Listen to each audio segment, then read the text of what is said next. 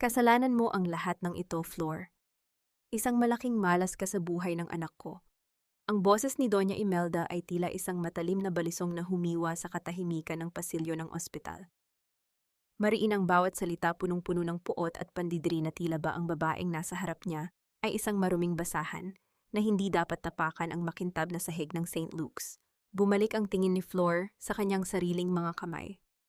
Doon sa ilalim ng kanyang mga kuko ay may nanatili pang bakas ng kaliskis ng isda at amoy ng bawang. Amoy ng pagmamahal. 3 oras siyang hindi natulog para lamang ihanda ang paboritong nilagang baka ni Alejandro bago ito umalis para sa sinasabi nitong importanteng business trip sa ibang bansa. Ngunit heto siya. Ngayon nakatayo sa harap ng emergency room, suot ang kupas na duster at tsinelas habang ang baunang bitbit niya ay nananatiling mainit pa isang miron sa sarili niyang trahedya. Hindi mo ba narinig ang sinabi ng doktor muling bulyaw ni Doña Imelda habang dinuduro ang dibdib ni Flor? Inatake si Alejandro dahil sa sobrang pagod. At alam mo ba kung nasaan siya nang mangyari iyon? Wala siya sa opisina, Flor. Wala siya sa airport. Natagpuan siya sa isang silid kasama si Cheska. At ikaw na asawa, wala kang ginawa kundi magmukhang katulong.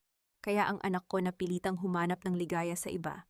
Tila huminto ang pag-ikot ng mundo para kay Flor. Ang malamig na hangin galing sa aircon ng ospital ay tila naging yelo na dahan-dahang bumabalot sa kanyang puso. Cheska.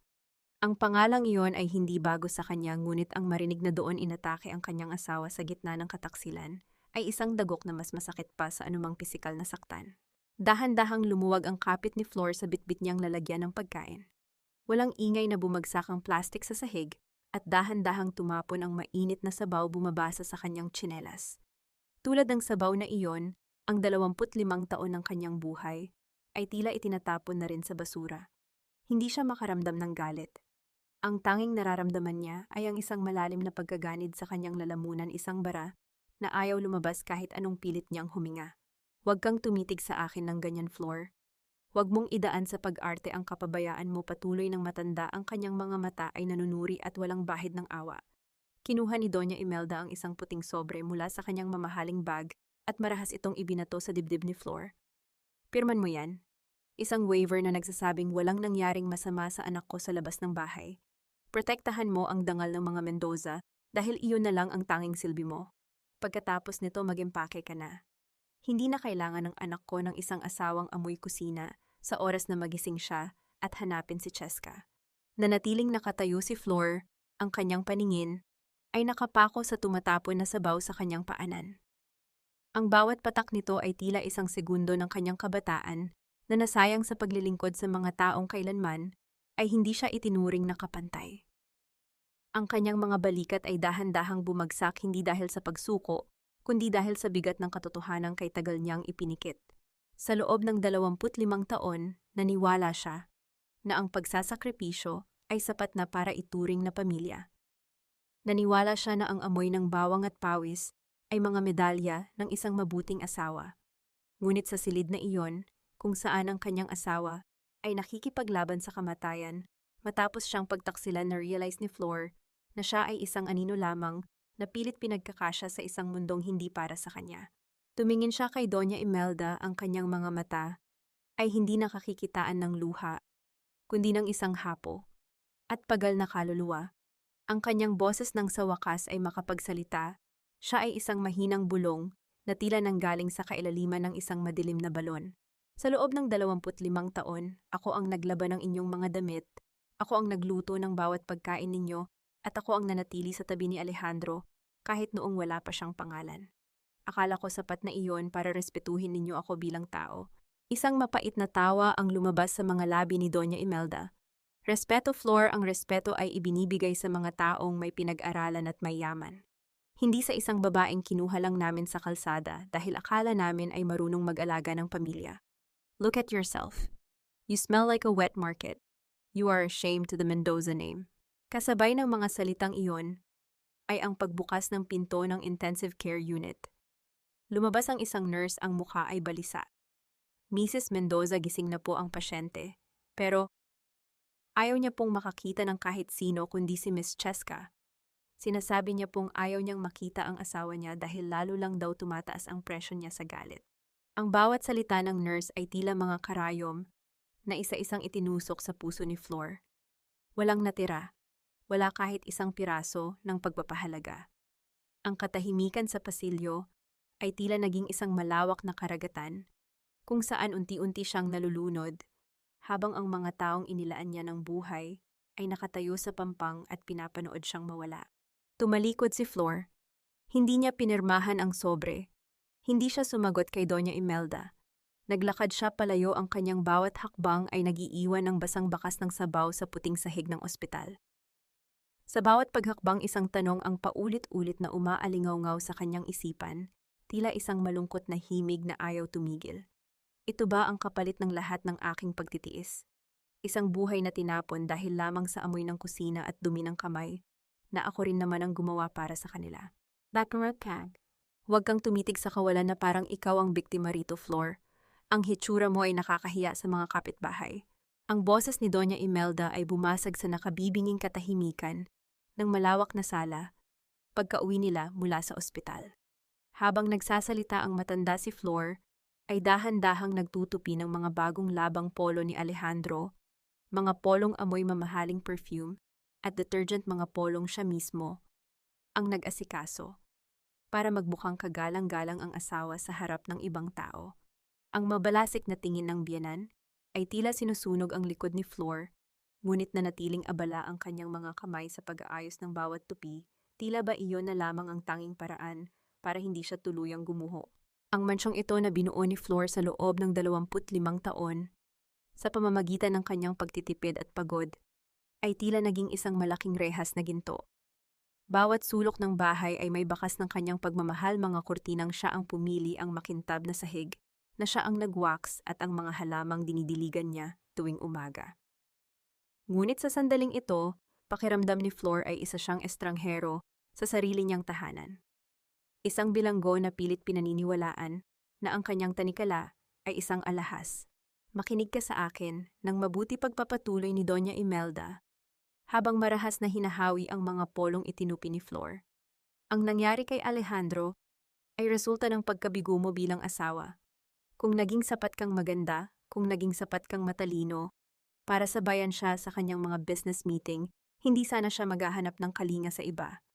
Si Cheska, siya ang nagbibigay kay Alejandro ng inspirasyong hindi mo kailanman naibigay. Kaya huwag kang magmalinis. Naramdaman ni Flor ang biglang pagbilis ng tibok ng kanyang puso. Isang matinding panginginig ang gumapang mula sa kanyang mga daliri patungo sa kanyang buong katawan. Parang may isang malaking bato na nakadagan sa kanyang dibdib, dahilan para ang bawat paghinga niya ay maging isang mahirap na gawain. Gusto niyang sumigaw, gusto niyang itanong kung paano naging kasalanan ng isang tapat na asawa ang pagtataksil ng iba, ngunit ang kanyang lalamunan ay tila tinakpan ng makapal na alikabok. Ang tanging nagawa niya ay mas higpitan ng kapit sa huling polo na hawak niya hanggang sa mamuti ang kanyang mga buko-buko sa daliri. Ang masakit pa rito, alam ni Doña Imelda kung paano gamitin ang kahinaan ni Flor. Alam niya kung paano baluktutin ang katotohanan hanggang sa ang biktima na ang humihingi ng tawad. Ito ang sining ng gaslighting na kay tagal nang ipinaparanas sa kanya sa loob ng bahay na ito, ang dahan-dahang pagpatay sa kanyang tiwala sa sarili, hanggang sa wala na siyang makitang halaga sa kanyang pagkatao, kundi ang maging isang lingkod. Isipin mo ang utang na loob mo sa amin, Flor, uyam ng matanda, habang naglalakad paikot sa kanya. Kinuha ka ni Alejandro mula sa wala. Binigyan ka namin ng apelyidong Mendoza. Ang pagtitiis mo ngayon ay maliit na bagay kumpara sa dangal na ibinigay namin sa iyo. Kaya kahit anong makita mo, kahit anong marinig mo, mananatili kang tikom. Iyan ang bayad mo sa pagkupkop namin sa iyo. Isang mapait na ngiti ang dahan-dahang sumilay sa mga labi ni Flor, isang ngiting hindi nakikita ng biyenan. Utang na loob. Ang pamilyang Mendoza ang may malaking utang na loob sa kanya, ngunit ang katotohanang iyon ay nakabaon sa ilalim ng mga dokumentong tanging siya lamang ang nakakaalam. Sa bawat mura at pang-aalipusta ni Imelda, isang piraso ng pagkatao ni Flor ang tila tuluyang namamatay, ngunit sa kailaliman ng kanyang kaluluwa, may isang maliit na kislap ng apoy na nagsisimulang mabuo. Isang apoy na hindi gawa sa galit, kundi sa isang malamig at matalim na determinasyon.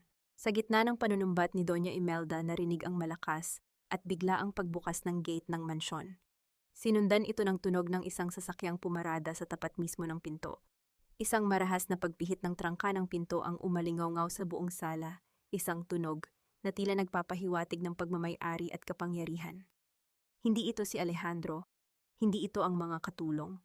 Isang babae ang pumasok sa loob ng bahay, suot ang isang pulang silk dress na hapit sa kanyang katawan at tila kumikinang sa ilalim ng mga chandelier. Hawak-hawak niya ang isang susi na kaparehong-kapareho ng hawak ni Flor. Ito ang susi ng mansyon na itinuturing ni Flor na kanyang huling kuta, si Cheska. Tumayo ang kabit sa gitna ng sala, taas noo at may mapang-uyam na ngiti sa kanyang mga labi. Hindi siya nag-atubiling itapon ang kanyang mamahaling bag sa sofa na si Flor mismo ang nag-ayos ng mga unan.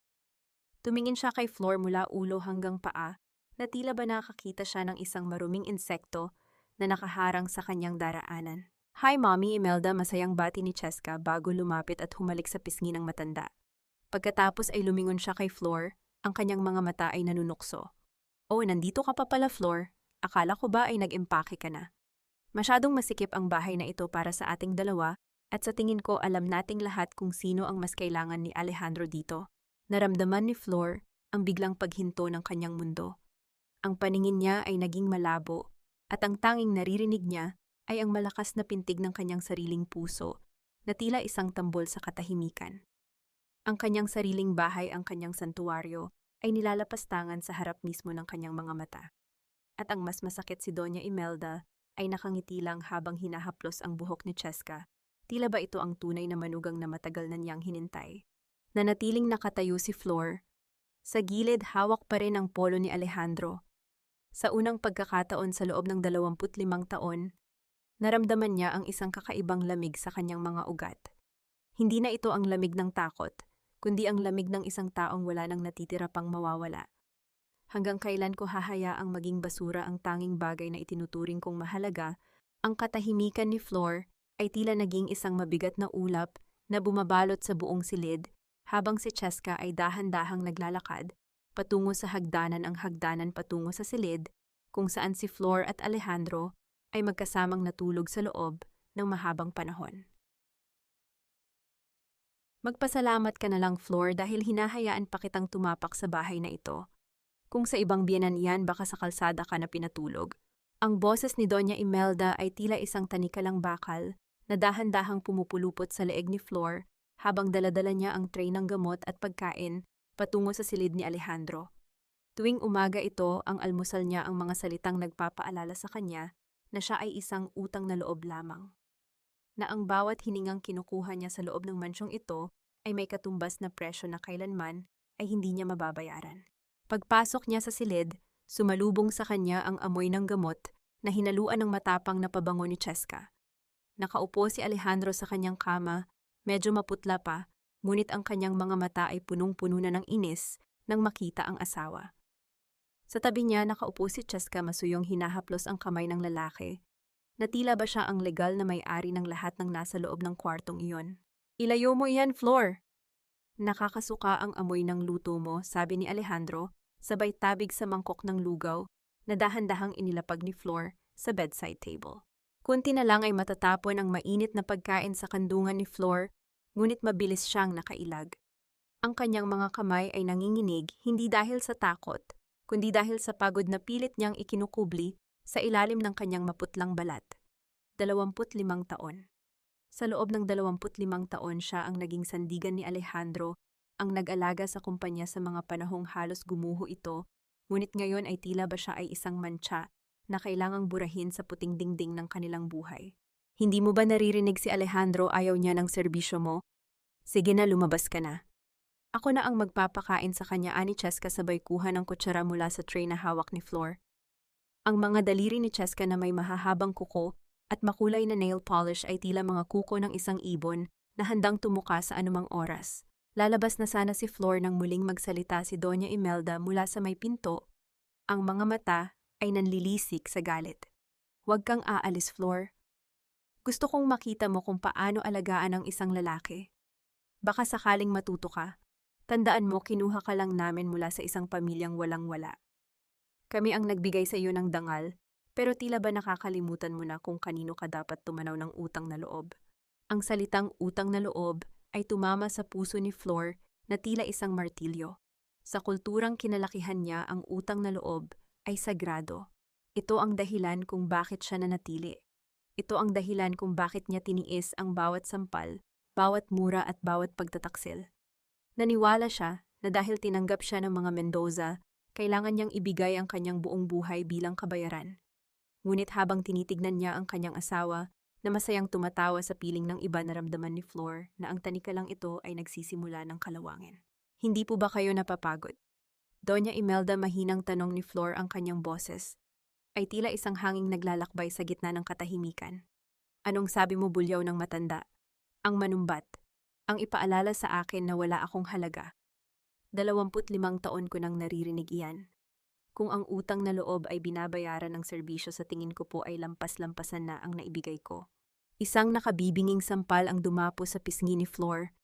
Ang lakas ng impact ay naging sanhi ng pagkakapaling ng kanyang mukha at naramdaman niya ang alat ng dugo sa loob ng kanyang bibig. Ngunit sa pagkakataong ito, hindi siya umiyak. Tumingin siya ng diretso sa mga mata ni Doña Imelda, isang tingin na punong-puno ng malamig na katotohanan. Wala kang karapatang sumagot sa akin. Isang hamak na katulong ka lang na pinakasalan ng anak ko. Dahil sa awa, sigaw ni Imelda, ang kanyang dibdib ay nagbababa taas sa matinding galit. Tumalikod si Flor ng walang salita. Nilakad niya ang mahabang pasilyo ng mansyon habang ang kanyang pisngi ay nagsisimula ng mamaga at mamula. Ang bawat hakbang niya sa makintab na sahig ay tila isang paglayo sa lahat ng bagay na kailanman ay itinuring niyang mahalaga. Pumasok siya sa kusina kung saan tanging ang mahinang tunog ng refrigerator ang bumabasag sa katahimikan. Ngunit bago pa siya makaupo, ang matinis na tunog ng telepono sa dingding ay bumasag sa katahimikan ng paligid. Isa itong lumang telepono na bihirang gamitin at tanging ang mga taong may kinalaman sa kanyang nakaraan ang nakakaalam ng numerong iyon. Nanginginig ang kamay na itinaas ni Flor ang receiver. Hello? Konnichiwa, ang boses sa kabilang linya ay malalim formal at may halong otoridad. Ang wikang Hapon na ginamit nito ay tila isang susi na nagbukas sa isang pintong kay tagal nang nakasara sa alaala ni Flor. Maaari ko bang makausap si Hana Ichiho? Ito ay tungkol sa huling testamento ng iyong ama. Nabitawan ni Flor ang telang hawak niya. Ang pangalang Hana Ichiho ay matagal na niyang ibinaon sa limot kasama ng kanyang tunay na pagkakakilanlan at ang kapangyarihang tinalikuran niya para sa pag-ibig. Ang hangin sa kanyang paligid ay tila naging mas mabigat at ang malamig na pawis ay nagsimulang mamuo sa kanyang noo. Sino ito? Pabulong na tanong ni Flor habang ang kanyang mga mata ay pabalik-balik sa pinto, tinitiyak na walang nakikinig sa kanyang usapan. Ako ang legal na kinatawan ng Ichiho Group. Ang iyong ama ay pumanaw na Hana. At ayon sa kanyang huling hiling, ang lahat ng iyong iniwan, ang lahat ng iyong kapangyarihan, ay naghihintay na para sa iyong muling pagbabalik. Ang malamig na bakal ng telepono ay tila naging isang piraso ng yelo na dumikit sa pisngi ni Flor sa mismong bahagi kung saan nanunuot pa rin ang hapdi ng sampal ni Doña Imelda. Ang pangalang Hana ay umalingaw-ngaw sa kanyang pandinig, tila isang kwerdas ng gitara na biglang napatid matapos ang 25 taon ng katahimikan. Hana Ichiho. Ang pangalang iyon ay nakabaon sa ilalim ng mga bundok ng labada, sa loob ng mga umuusok na kaldero at sa bawat patak ng pawis na ibinuhos niya para sa mga Mendoza. Dahan-dahang ibinaba ni Flor ang receiver. Ang kanyang paningin ay nakapako sa maliliit na gasgas sa dingding ng kusina, ngunit ang kanyang isipan ay lumilipad pabalik sa isang mundong puno ng bulaklak ng sakura at mga luntiang hardin ng Kyoto. Ang kanyang ama ay wala na. Ang huling taong nakakakilala sa tunay na Hana ay pumanaw na iniwan siyang mag-isa sa gitna ng mga lobong nagkukunwaring pamilya. Isang mahinang kaluskos mula sa may pinto ng kusina ang nagpabalik sa kanyang diwa. Ang amoy ng sariwang sampagita, isang amoy na tila hindi nararapat sa madilim at madungis na sulok na iyon, ay dahan-dahang lumutang sa hangin. Flor, anak. Si Nanay Isabel iyon. Ang matandang katulong na tanging nakasaksi sa bawat luhang itinago ni Flor sa loob ng mahabang panahon. Hawak ng matanda ang isang maliit na basahan ang kanyang mga kamay ay kulubot at nanginginig, ngunit ang kanyang mga mata ay punong-puno ng pag-unawa na hindi kayang ibigay ng sinuman sa bahay na iyon. Lumapit ang matanda at dahan-dahang hinawakan ang namamagang pisngi ni Flor. Narinig ko ang lahat, anak. Alam kong dumating na ang oras na kinatatakutan mo, bulong ni Nanay Isabel. Ang boses ay puno ng pait at pagmamahal. Masyado ka nang matagal na nagtitiis sa dilim. Ang isang Ichiho ay hindi dapat hinahayaang yurakan ng mga taong ang tanging alam ay ang kislap ng huwad na ginto. Nay, nangako ako kay Ina, sagot ni Flor. Ang kanyang boses ay tila isang tuyong dahon na nadarang sa apoy. Sabi niya, ang tunay na lakas ay nasa pagpapakumbaba. Sabi niya, ang pag-ibig ay kayang magpabago kahit sa pinakamatigas na puso. Pero tingnan niyo po ako ngayon. 25 taon akong nagpakumbaba. Pero bakit pakiramdam ko ay lalo lang nila akong itinulak sa putikan? Kinuha ni Nanay Isabel ang isang maliit na supot mula sa kanyang bulsa. Sa loob nito ay may isang piraso ng tuyong bulaklak ng sampagita, ang tanging alaala ng ina ni Flor na lihim na itinago ng matanda. Inilagay niya ito sa palad ni Flor at isinara ang mga daliri ng babae rito. Ang amoy ng sampagita ay nananatili kahit ito ay tuyo na, Flor. Katulad ng iyong dangal, hindi ito kayang sunugin ng kahit anong galit at hindi ito kayang nakawin ng kahit sinong kabit. Pero tandaan mo, ang bulaklak ay may panahon ng pamumukadkad at may panahon din ng pagkalanta para bigyang daan ang bagong usbong. Sandaling nanahimik ang dalawa, isang golden moment ng pag-uunawaan sa gitna ng isang bahay na puno ng kasinungalingan. Hinayaan ni Flor na pumatak ang isang luhang kay tagal niyang pinigilan, isang luhang hindi para sa sakit, kundi para sa paalam. Paalam sa babaeng nagngangalang Flor na handang magpaalipin para sa pag-ibig. Ngunit ang katahimikang iyon ay muling binasag ng isang malakas na tawanan mula sa itaas. Ang tunog ng mga basong nagkakalampagan at ang boses ni Alejandro na tila punong-puno ng sigla ay umalingaw-ngaw hanggang sa kusina. Dahan-dahang humakbang si Flor patungo sa paanan ng hagdanan, sinisiguradong hindi siya makikita ng sinuman. Mula sa itaas, narinig niya ang boses ni Cheska, malambing at mapanukso. Alejandro, sigurado ka ba rito? Kapag nailipat na natin ang pondo sa Italian bank account, wala nang matitira sa kumpanya rito sa Pilipinas. Paano ang kumpanya nyo? Isang mapang-uyam na tawa ang isinagot ni Alejandro. Huwag kang mag-alala, mahal ko. Ang kumpanyang ito ay matagal ko nang pinatatakbo gamit ang mga utang at peking dokumento. Ang mahalaga ay ang milyon-milyong dolyar na galing sa mga investors na hanggang ngayon ay hindi ko pa rin kilala. Basta ang alam ko, sa oras na makuha natin ang pera, iiwan na natin ang basurang ito at pati na rin ang asawa kong amoy bawang. Paano si Mommy Imelda, tanong ni Cheska. Isasama natin siya sa Milan. Doon siya nararapat, hindi sa tabi ng isang babaeng walang ibang alam kundi magluto ng nilaga. Naramdaman ni Flor ang isang kakaibang kilabot na gumapang sa kanyang buong pagkatao. Hindi dahil sa plano nilang iwan siya, kundi dahil sa katotohanang ang kumpanyang ipinagmamalaki ni Alejandro ay nakatayo sa isang pundasyong gawa sa buhangin. At ang mga investors na tinutukoy nito, sila ang mga taong ipinadala ng kanyang ama para lihim siyang protektahan. Dahan-dahang napaatras si Flor, ang kanyang mga mata ay nanlilisik sa isang bagong tuklas na layunin. Ang planong pagnanakaw ni Alejandro at Cheska ay hindi lamang isang pagtataksil sa kanya, kundi isang krimen laban sa lahat ng pinaghirapan ng pamilya Ichiho. Hinarap niya si Nanay Isabel na nakatayo sa dilim ng pasilyo. Ang mukha ni Flor ay wala ng bakas ng pag-aalinlangan. Ang kanyang mga mata na dati ay puno ng lungkot ay tila naging kasing talim na ng isang samurai na handang humiwa sa hangin. Nay, hindi na ako maghihintay na malanta ang bulaklak, bulong ni Flor. Ang boses ay malamig at puno ng otoridad. Dahil ngayong gabi ang amoy ng kusina ay papalitan ko na ng amoy ng katarungan. Ngunit sa gitna ng kanyang determinasyon, isang bagay ang nahulog mula sa bulsa ni Alejandro. Sa itaas at gumulong pababa sa hagdanan, huminto ito sa mismong paanan ni Flor. Isang maliit na itim na USB drive na may nakasulat na mga numerong hindi pamilyar sa kanya. Sa sandaling iyon, ang tunog ng papalapit na mga hakbang ni Alejandro ay tila isang babala na ang kanyang lihim na pakikinig ay malapit ng matuklasan. Itapon mo ang lahat ng basurang iyan sa apoy, Flor. Dahil sa pamamahay na ito, walang puwang ang mga alaala ng isang pamilyang hampas lupa Ang boses ni Doña Imelda ay tila isang malupit na hatol na nanggagaling sa kailaliman ng impyerno. Nakatayo ang matanda sa gitna ng bakuran. Ang kanyang mukha ay naliliwanagan ng naglalagablab na apoy mula sa isang lumang drum.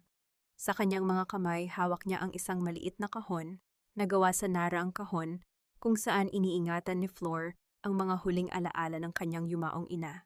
Kakaalis lang ni Alejandro at Cheska para sa isang date at iniwan si Flor sa ilalim ng malupit na pangangalaga ng kanyang biyenan. Kanina lamang matapang na tumanggi si Flor na pirmahan ang dokumentong naglalayong bawiin ang lahat ng kanyang karapatan sa ari-arian ng pamilya Mendoza. Akala niya ang kanyang pananahimik ay sapat na, ngunit hindi niya akalain na ang kanyang pag-aari na pinakainiingatan ang magiging kabayaran ng kanyang pag-aaklas.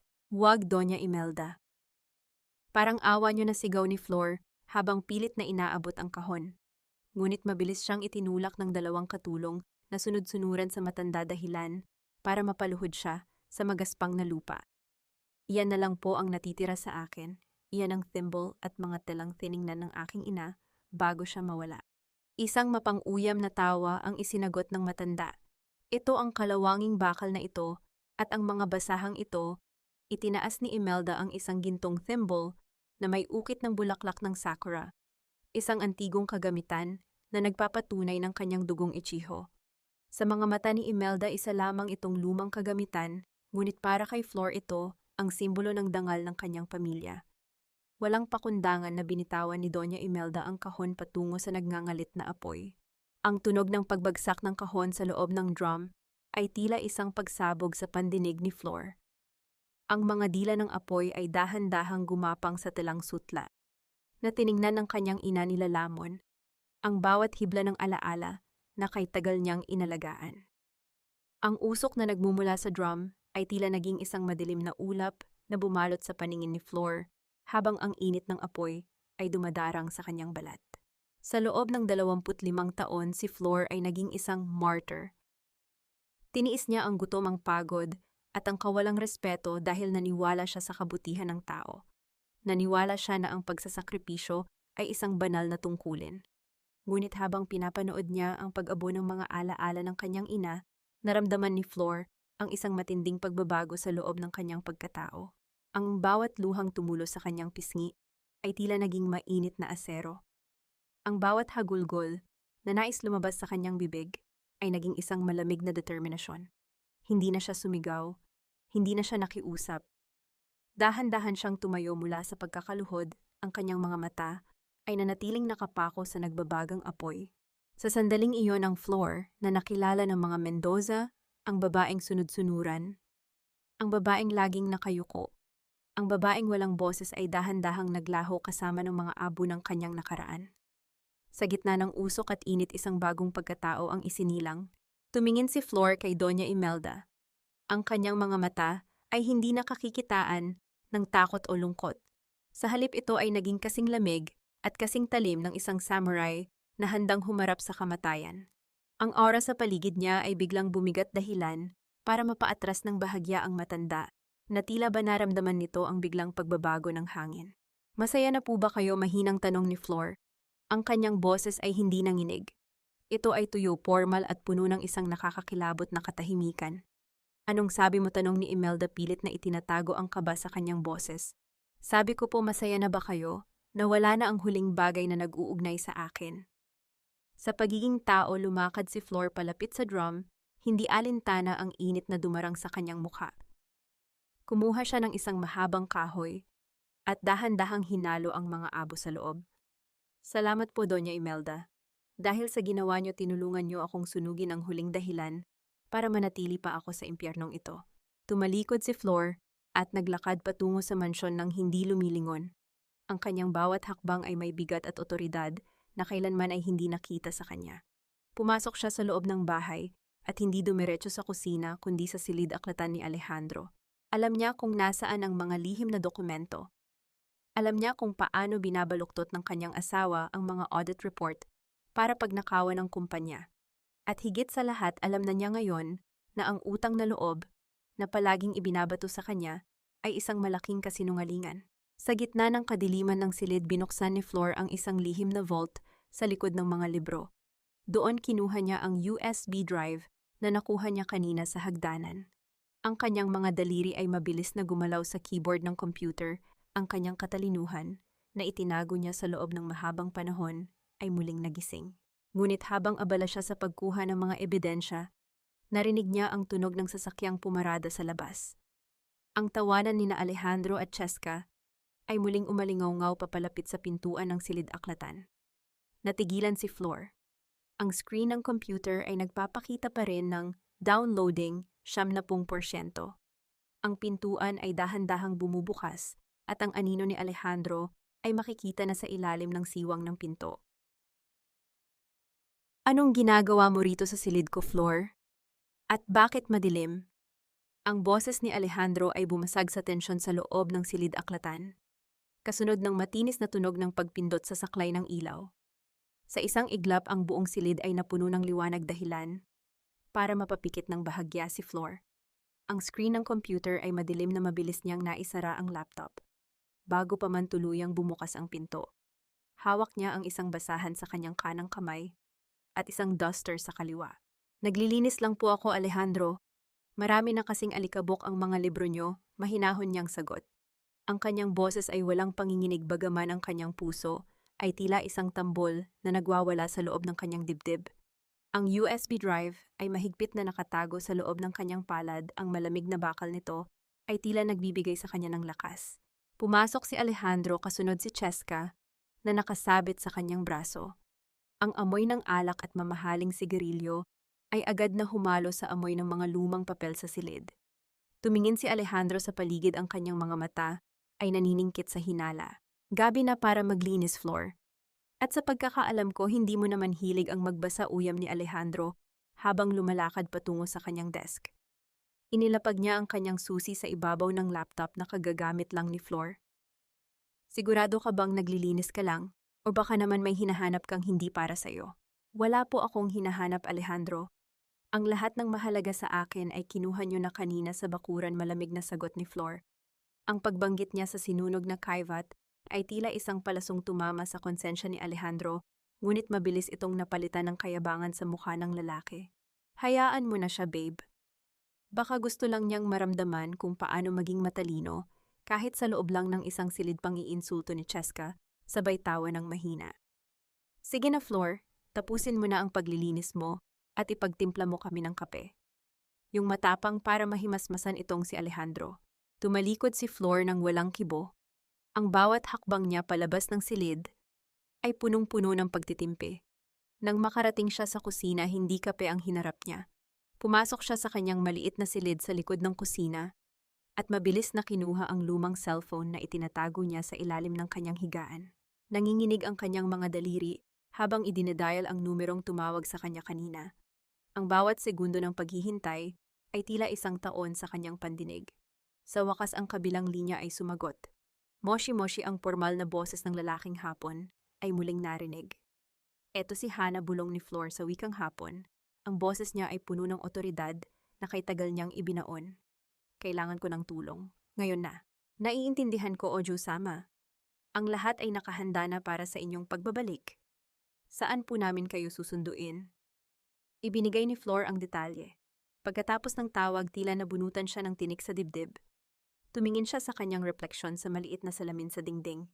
Ang babaeng nakikita niya ay hindi na ang Flor na naging alila sa loob ng 25 taon.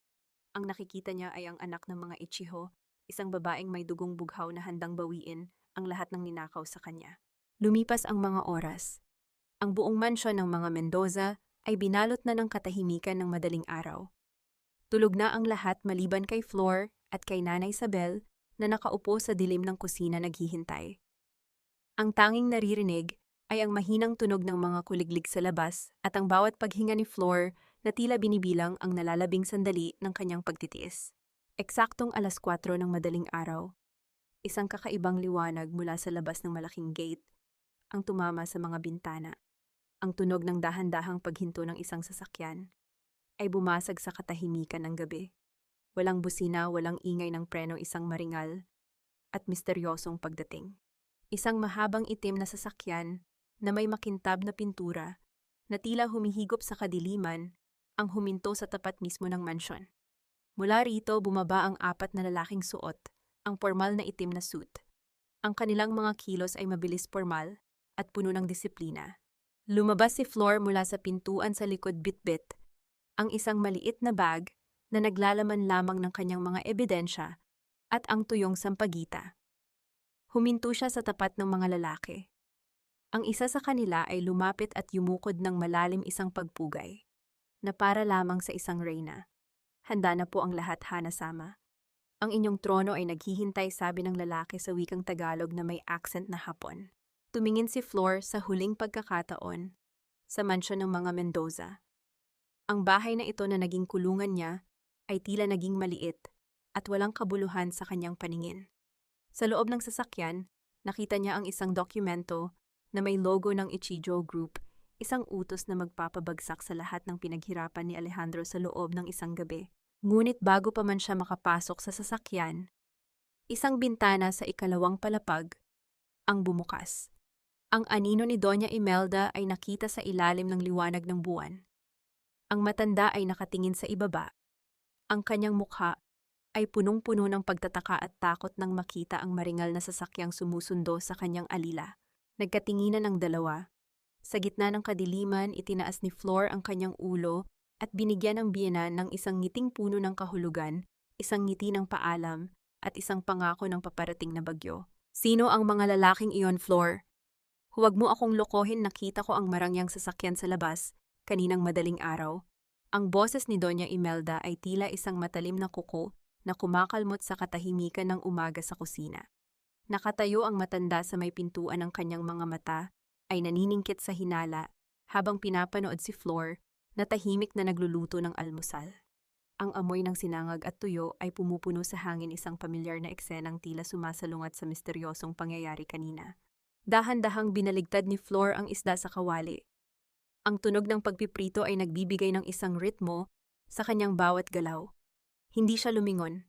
Ang kanyang mukha ay nanatiling kalmado, tila isang lawa na walang anumang alon sa kabila ng malakas na hangin. Nagkakamali po kayo, Doña Imelda. Baka po panaginip lang iyon. O baka naman mga kaibigan ni Alejandro, na naligaw ng daan, mahinahong sagot ni Flor. Ang kanyang boses ay walang bahid ng kaba, isang perpektong maskara ng pagsunod na kay tagal niyang hinasa. Sino naman po ang susundo sa isang katulad ko sa ganoong oras? Huwag mo akong pagmukhaing tanga, Flor. Nakita kitang nakatayo sa harap ng mga lalaking iyon, bulyaw ng matanda habang lumalapit, at marahas na ipinipitlag ang balikat ni Flor. Sa pagkakataong ito, tumingin si Flor ng diretso sa mga mata ng biyenan. May isang kakaibang kislap sa kanyang mga mata, na hindi pa nakikita ni Imelda, isang kislap ng talino na nakatago sa likod ng kapayapaan. Kung may nakita man po kayo, baka iyon na ang huling pagkakataon na makikita nyo ang Flor na kilala nyo. Pero para sa ikakatahimik nyo, narito po ang mga dokumentong hinihingi nyo kagabi. Inilabas ni Flor mula sa kanyang bulsa ang mga papel ng waiver, ang dokumentong naglalayong bawiin ang lahat ng kanyang karapatan sa ari-arian ng mga Mendoza. May mga pirma na ito. Ang pirma ng isang babaeng tila sumusuko na sa laban. Kinuha ito ni Doña Imelda nang may kasakiman ang kanyang mga mata ay nagliliwanag sa tagumpay. Mabuti naman at natauhan ka na. Akala ko ay kailangan ko pang sunugin ang buong bahay para lang makuha ito. Sa wakas, malinis na ang daan para kay Alejandro at Cheska. Ngumiti lang si Flor, isang ngiting hindi umabot sa kanyang mga mata. Ang hindi alam ng matanda, ang mga dokumentong iyon ay may mga lihim na sugnay clauses na inihanda ng mga abogado ng Ichijo. Ang pagpirma ni Flor ay hindi isang pagsuko, kundi isang legal na Trojan horse na magpapahintulot sa kanya na mabawi ang bawat sentimo na kinuha ni Alejandro mula sa kumpanya sa oras na maisampa ang kaso. Pag-akyat ni Doña Imelda sa itaas para ibalita ang panalo nila, dumiretso si Flor sa silid aklatan ni Alejandro sa ilalim ng pagkukunwari na maglilinis ng mga kalat ng party kagabi. Mabilis niyang kinuha ang mga audit report na itinago niya sa ilalim ng alpombra. Ang bawat pahina ay naglalaman ng mga ebidensya ng corruption ni Alejandro. Habang nag-aayos siya, narinig niya ang mabibigat na hakbang ni Alejandro na pababa ng hagdan. Mukhang masama ang gising nito dahil sa sobrang pag-inom. Pumasok ang lalaki sa silid aklatan, hindi napapansin ang presensya ni Flor na nakatayo sa madilim na sulok. Naupo si Alejandro sa kanyang desk, at nagsimulang magbukas ng mga folder. Ngunit bigla siyang napatigil. Ang kanyang mukha ay namutla nang makita ang isang puting sobre na nasa ibabaw mismo ng kanyang laptop. Dahan-dahan niya itong binuksan. Sa loob ng sobre ay may isang piraso ng papel. Hindi ito sulat kamay. Ito ay isang opisyal na dokumentong may tatak ng Ichigo Group at ang lahat ng nakasulat doon ay nasa wikang kanji, ang mga karakter na Hapon na tila mga misteryosong guhit sa paningin ni Alejandro. Ano ito, bulong ni Alejandro sa sarili, ang kanyang boses ay nanginginig sa kaba. Saan galing ito mula sa dilim? Dahan-dahang lumabas si Flor, hawak ang kanyang basahan. May problema po ba, Alejandro? Nagulat ang lalaki at mabilis na itinago ang papel sa ilalim ng kanyang mga hita. Wala, lumabas ka na, sabi ko naman sa'yo, huwag kang papasok dito nang wala akong pahintulot. Pasensya na po. Akala ko lang ay kailangan yun ng tulong sa pag-unawa ng mga dokumentong iyan. Sabi ni Flor, ang kanyang boses ay tila isang malambing na kanta, ngunit may talim ng isang kutsilyo. Tumingin si Alejandro sa asawa, ang kanyang hinala ay nagsisimula ng lumalim. Bakit, marunong ka bang magbasa nito? Isang hamak na tagaluto lang ang alam mo, Flor. Huwag kang magmagaling, tama po kayo. Isang tagaluto lang ang alam ko, sagot ni Flor, habang dahan-dahang lumalakad palabas. Pero minsan ang pinakamasarap na luto ay yung matagal na nakasalang sa apoy bago ihain. Naiwang mag-isa si Alejandro sa silid pawis na pawis habang muling tinitingnan ang dokumento.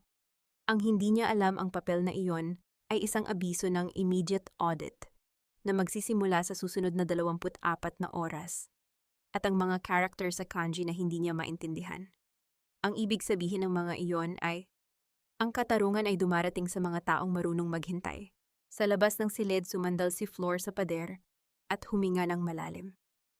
Ang maskara ng pagsunod ay dahan-dahan ng natituklap at sa ilalim nito ay ang mukha ng isang babaeng handa ng maningil ng lahat ng utang. Flor, honey, can you be a dear at pakidagdagan ng wine namin? Hindi ka naman busy sa pagiging yaya ni Mommy Imelda. Diba? Ang boses ni Cheska ay umalingaw-ngaw sa gitna ng marangyang hapagkainan puno ng tamis na tila ba may halong lason. Ang bawat salita niya ay sinamahan ng isang mapang-asar na ngiti na dahan-dahang humihiwa sa dignidad ni Flor sa harap ng mga panauhin. Isang dinner party ang idinaraos sa mansyon para ipagdiwang ang sinasabi ni Alejandro na bagong yugto ng kumpanya. Ang yugtong hindi niya alam ay simula na ng kanyang paglubog. Nakatayo si Flor sa gilid, suot ang kanyang pinakalumang puting duster, na ngayon ay tila nagmistulang uniforme ng isang alila. Sa gitna ng mga taong suot ay seda at brilyante. Hawak niya ang bote ng mamahaling alak, ang kanyang mga daliri ay malamig ngunit matatag. Dahan-dahan siyang lumapit kay Cheska, na nakaupo sa tabi ni Alejandro habang hapos-hapos ang braso ng lalaki. Of course, Cheska. Iyon naman ang tanging alam ko sa bahay na ito, hindi ba? Ang pagsilbihan kayo, mahinahong sagot ni Flor. Ang kanyang boses ay walang anumang emosyon, isang patag na tono na tila nagmula sa kailaliman ng isang nagyayelong dagat. See, she knows her place, tawa ni Cheska. Sa mga bisita ang kanyang mga mata ay nagniningning sa katuwaan. You know guys, class is something you're born with. Hindi iyan nabibili ng kahit ilang taon ka pang manirahan sa mansyon. Look at Flor. She's been here for 25 years, but she still looks like she just came out of a wet market. Ang tawanan ng mga bisita ay umalingaw-ngaw sa buong silid, isang nakatutulig na ingay na tila ba bawat isa sa kanila ay nakikilahok sa pagyurak sa pagkatao ni Flor. Si Alejandro ay hindi man lang tumingin sa asawa. Abala siya sa pakikipag-usap sa isang investor. Tila ba si Flor ay isang gamit na bahagi na lamang ng dekorasyon sa dingding.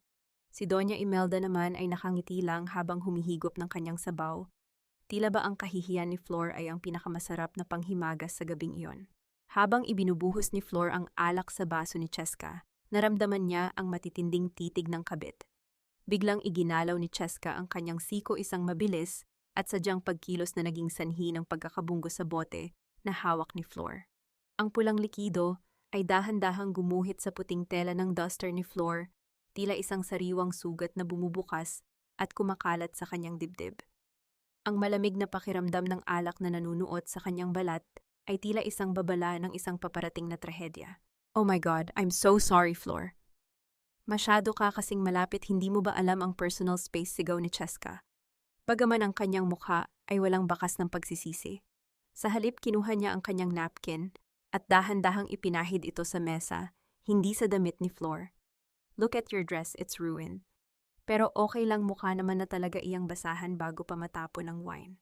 Nanatiling nakatayo si Flor, ang alak ay dahan-dahang tumutulo mula sa laylayan ng kanyang damit patungo sa makintab na sahig. Ang bawat patak ay tila isang segundo ng katahimikan na naging mas mabigat kaysa sa anumang sigaw. Ang lahat ng mata sa silid ay nakatuon sa kanya, mga matang puno ng panghuhusga, katuwaan at kawalang pakialam. Ngunit sa halip na umiyak o tumakbo palayo si Flor, ay dahan-dahang tumingin kay Cheska. Isang ngiti ang sumilay sa kanyang mga labi, isang ngiting hindi kailanman nakita ni Alejandro o ni Imelda sa loob ng 25 taon. Ito ay isang ngiting puno ng lihim, isang ngiting tila nagsasabing alam niya ang isang bagay na magpapabagsak sa mundong kinalalagyan ni Cheska sa isang iglap. Ayos lang, Cheska, bulong ni Flor. Ang kanyang mga mata ay nanatiling nakapako sa kabit. Ang mantsa sa damit ay nalalabahan. Pero ang mantsa sa kaluluwa ng isang taong magnanakaw, iyon ang hindi kailanman mabubura, kahit gaano pa karaming mamahaling pabango ang gamitin mo. Ang tawa ni Cheska ay biglang naputol. Ang katahimikan sa hapagkainan ay naging kasing talim ng isang kutsilyo. Ang kislap ng takot ay panandali ang dumaan sa mga mata ng kabit bago ito napalitan ng panibagong galit. Anong sabi mo, bulyaw ni Alejandro sa wakas? Ay tumingin na sa kanyang asawa. Bastusan na ba ito, Flor? Sa harap pa ng mga bisita ko. Hindi po, Alejandro. Nagpapakatotoo lang ako, sagot ni Flor, habang dahan-dahang ibinibigay ang bote ng alak kay Nanay Isabel, nakakarating lang. Enjoy your dinner. Dahil sa susunod na kakain kayo sa ganitong karangyang mesa, baka hindi na ang pangalang Mendoza ang nakasulat sa menu, kundi ang pangalan ng katarungan. Tumalikod si Flor at naglakad palabas ng dining room nang may dangal na tila ba suot niya ay isang mamahaling gown sa halip na isang basang duster. Ang bawat hakbang niya ay nag-iiwan ng pulang bakas sa sahig, tila isang landas ng dugo na nagpapakita ng kanyang pinagdaanan. Naiwang tulala ang mga bisita habang si Cheska ay nanginginig sa inis at si Alejandro ay napakuyom ng kanyang kamao sa ilalim ng mesa. Ang hanging pumasok mula sa bukas na bintana ay tila nagdala ng amoy ng ulan, isang ulan na maghuhugas sa lahat ng kasinungalingan ng gabing iyon. Sa dilim ng pasilyo, inilabas ni Flor ang kanyang cellphone. Isang message ang ipinadala niya sa kanyang abogado. The Queen has shown her claws. It's time to take the crown back. Ngunit sa labas ng mansyon, isang misteryosong itim na sobre ang iniwan sa may gate na may nakasulat na pangalan ni Flor. Ngunit sa ilalim nito ay may isang simbolong hindi pa niya nakikita, ang simbolo ng isang lihim na kalaban na hindi lang si Alejandro. Hindi lahat ng sugat ay humihilom sa pamamagitan ng paglipas ng panahon. Ang ilan ay kailangang buksan muli upang linisin ang lason na kay tagal nang nanunuot sa kalooban. Ang malamig na bulong na ito ni Nanay Isabel ang naging gabay ni Flor habang dahan-dahan niyang binubuksan ang itim na sobrang natagpuan niya sa may gate. Sa loob nito ay hindi isang sulat ng pagbabanta, kundi isang gintong susi at isang maliit na mapa patungo sa isang tagagong opisina sa Makati. Ito ang huling piraso ng puzzle na ipinadala ng kanyang pamilya, ang huling hakbang para sa kanyang ganap na pagbabalik. Kinaumagahan habang abala si Alejandro sa pag-aayos ng kanyang mga papeles, para sa sinasabi nitong pag-alis patungong Milan, si Flor ay dahan-dahang naglalakad sa gitna ng hardin. Ang amoy ng basang lupa at ang halimuyak ng mga bulaklak ay tila nagbibigay sa kanya ng isang panibagong lakas. Ngunit sa likod ng kanyang tahimik na anyo, ang kanyang isipan ay tila isang malawak na chessboard kung saan ang bawat pyesa ay nakalagay na sa tamang posisyon. Handa na ang lahat. Madam Ichiho, ang boses ng kanyang punong abogado, ay narinig niya sa kanyang wireless earpiece na nakatago sa ilalim ng kanyang makapal na buhok. Ang mga auditors ay nakapasok na sa sistem ng kumpanya ni Alejandro. Natagpuan namin ang lahat ng mga peking invoice at ang mga ghost accounts na ginamit niya para ilipat ang pondo ng Ichiho Group. At ang lupa, tanong ni Flor, ang kanyang boses, ay tila isang malamig na simoy ng hangin na dumadaan sa mga puno. Ayon sa mga dokumento, ang mansyong tinitirhan niyo at ang buong lupang kinatatayuan ng kumpanya ng mga Mendoza ay nakapangalan pa rin sa inyong ina. Si Alejandro ay isang squatter sa sarili niyang kaharian, madam. Isang pirma niyo lang at maaari silang palayasin sa loob ng isang oras. Napatigil si Flor sa tapat ng isang puno ng sampagita. Dahan-dahan siyang kumuha ng isang puting bulaklak at inamoy ito. Ang bawat talulot ay tila nagpapaalala sa kanya ng kanyang kabataang inalay niya sa isang lalaking hindi marunong magpahalaga. Ngunit sa halip na sakit ang naramdaman niya, ay isang malalim na pakiramdam ng katarungan. Huwag pabulong ni Flor. Gusto kong maramdaman nila ang rurok ng kanilang tagumpay bago ko sila hilahin pababa.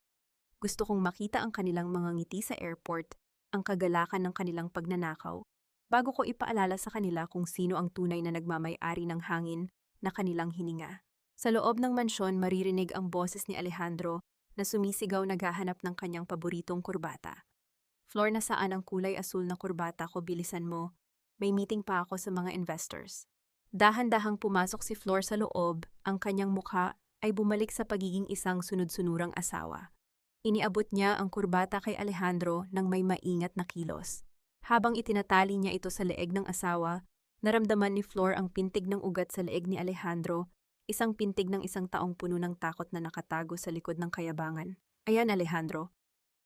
Masyadong mahigpit ba, tanong ni Flor? Ang kanyang mga daliri ay dahan-dahang humahaplos sa tela.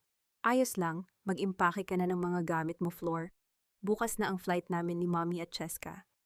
Iiwanan na kita rito sa mansyon pero huwag kang mag-alala, magpapadala ako ng pera para sa pagkain mo. Kung maaalala ko, sabi ni Alejandro, sabay tawa ng nakakaloko habang tinitingnan ang kanyang sarili sa salamin. Salamat, Alejandro. Palagi mo namang iniisip ang kapakanan ko, hindi ba? Sagot ni Flor. Ang kanyang reflection sa salamin ay tila isang multo na nakatingin sa likod ng lalaki. Pag-alis ni Alejandro, hinarap ni Flor ang huling audit report na ipinadala sa kanya. Nakasulat doon ang katotohanang mas masakit pa sa pagtataksil. Ang kumpanya ni Alejandro ay matagal na sanang nalugi kung hindi dahil sa mga lihim na pondong ipinapasok ng Ichijo Group para lamang hindi mapahiya si Flor. Ang bawat sentimo ng kanilang karangyaan ay galing sa pawis ng kanyang pamilya na siyang pilit na dinudungisan ng mga Mendoza. Ang lambat ay nakahanda na. Ang bawat butas nito ay selyado ng batas at katotohanan. Ang tanging kulang na lamang ay ang paghila sa tali. Sa huling gabi ni Flor sa mansyon, hinarap niya si Nanay Isabel.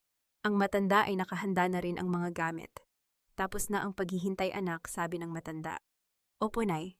Bukas ang bawat sampal, bawat insulto at bawat pagsunog sa aking dangal ay may katumbas na kabayaran, sagot ni Flor. Ngunit bago matapos ang gabi, isang boses ang narinig ni Flor mula sa intercom sa may gate. Isang boses na hindi niya inaasahan, ang boses ni Cheska, ngunit sa pagkakataong ito, hindi ito puno ng kayabangan. Ito ay puno ng takot. Flor, buksan mo ang pinto. Alam ko ang ginagawa mo. Hindi mo kami mapapabagsak, sigaw ni Cheska. Habang maririnig ang malakas na pagkalampag ng kanyang mga kamay sa bakal na gate, napatigil si Flor. Paano nalaman ni Cheska? O baka naman ito ay isa lamang desperadong hula. Ang katahimikan sa paligid ay naging kasing bigat ng isang paparating na bagyo, habang ang bawat pagkalampag sa gate ay tila isang babala na ang kanyang plano ay may isang malaking butas na hindi niya nakita. Anong sinasabi mo, Cheska? Na itong si Flor ay may planong ibagsak tayo. Nagpapatawa ka ba? Ang boses ni Alejandro ay umalingaw-ngaw sa buong dining room, kasunod ang isang malakas na tawa na puno ng pangungutya. Sa gitna ng hapagdahan-dahang inilapag ni Flor ang huling pinggan ng kanilang hapunan. Ang bawat pagkilos niya ay maingat, tila isang ritual ng pamamaalam. Ang amoy ng kare-kare na kaniyang inihanda ay humalo sa tensyon sa silid, isang pamilyar na bango na sa loob ng maraming taon ay naging simbolo ng kaniyang pagsusumamo. I'm serious, Alejandro, nakita ko siya kanina sa garden. May kausap sa phone at iba ang boses niya. She didn't sound like the stupid Flor we know. Sigaw ni Cheska habang marahas na hinihila ang silya para maupo. Ang kaniyang mga mata ay naniningkit sa galit at hinala pabalik-balik ang tingin kay Flor na nanatiling nakatayo sa gilid na kayuko ang ulo. Lumingon si Doña Imelda kay Flor, isang mapait na ngiti ang sumilay sa kaniyang labi. Hayaan mo ang babaeng yan, Cheska. Baka naman kinakausap lang ang kumpare niyang tindero ng isda para humingi ng trabaho pag alis natin bukas. Tumingin ka sa kanya, look at those hands. Sa tingin mo ba ang mga kamay na amoy bagoong ay may kakayahang humawak ng kapangyarihan? Naramdaman ni Flor ang malamig na hapdi sa kaniyang dibdib. Ngunit sa pagkakataong ito, Hindi ito sugat na nagnanaknak. Ito ay malamig na asero. Habang pinapanood niya silang kumakain ng pagkain kaniyang pinaghirapan, naisip niya kung gaano kabilis na mauubos ang kagalakang iyon. Ang bawat subo nila ay tila isang nakaw na sandali mula sa katarungang kakatok na sa kanilang pintuan. Ito ang kanilang huling hapunan. Ang huling gabi na ang kisameng ito ang magsisilbing proteksyon nila laban sa bagsik ng katotohanan. Floor, kuhanan mo ako ng tubig.